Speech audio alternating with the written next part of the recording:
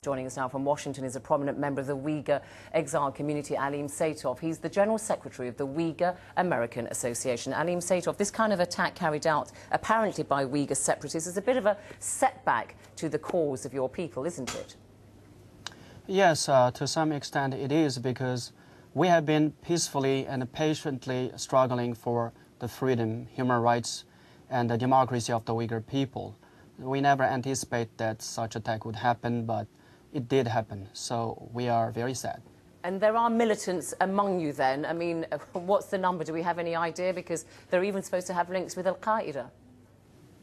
No, actually, we don't believe that this act was carried out by some militants or some militant groups, or as Chinese government alleged, some groups had links with Al-Qaeda, but rather some extremely desperate individuals who are possibly got sick and tired of Chinese government's heavy-handed rule in Kashgar and did what they did yesterday morning.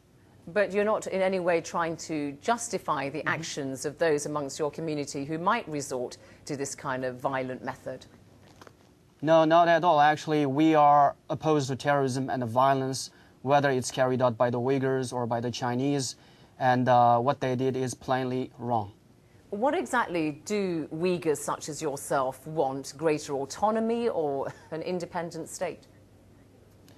And the Chinese authorities grant us autonomy. So Xinjiang is officially a Xinjiang Uyghur Autonomous Region, just like Tibet. Tibet is a Tibetan Autonomous Region, whereas the Chinese authorities never honor the autonomy and grant self-rule or respect the language, culture, religion of the Uyghurs, Tibetans, and all the other autonomies.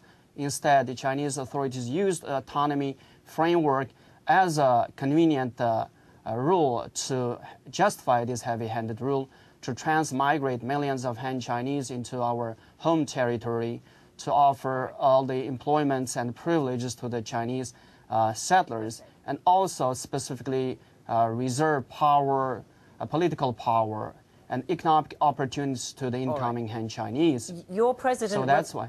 Your president, Rebiya Kadeer, had a meeting with President Bush last week. What did she tell him? Yes, last week there was a meeting between President Bush and Ms. Rebiya Kadeer, and Ms. Kadeer was very delighted to see President Bush. Basically, Ms. Kadeer urged President Bush to tell Chinese President Hu Jintao to stop using China's the global war on terrorism to justify this kind of heavy-handed repression of the Uyghur people by intimidating the entire Uyghur population for the acts of a few Uyghurs.